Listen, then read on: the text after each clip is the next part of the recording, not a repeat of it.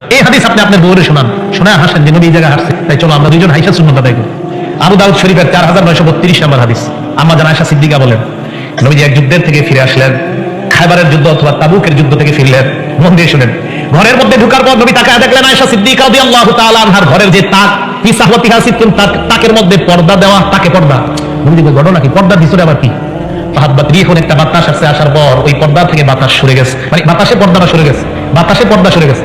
পর্দা সরে যাওয়ার পর আল্লাহ নবী তাকায় দেখেন ওই পর্দার ভিতরে আয়েশা সিদ্দিকা রাদিয়াল্লাহু তাআলা আনহার কিছু খেলনা। সুবহানাল্লাহ, ছোট মানুষ।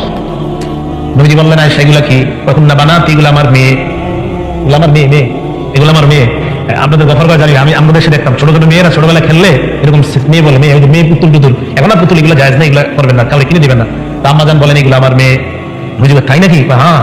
তো নবীজি কয়, মা হাদাল্লাযী আর অবস্থা না, তোমার মেয়েদের মাঝখানে ওইটা কি? ওটা চিনেন না আপনি? ও চিনি তো। ও চিনার পরে জিজ্ঞাসা করেন কেন? হ্যাঁ এটা তো চিনি, এটা ঘোড়া। ওটা তো চিনছিনি।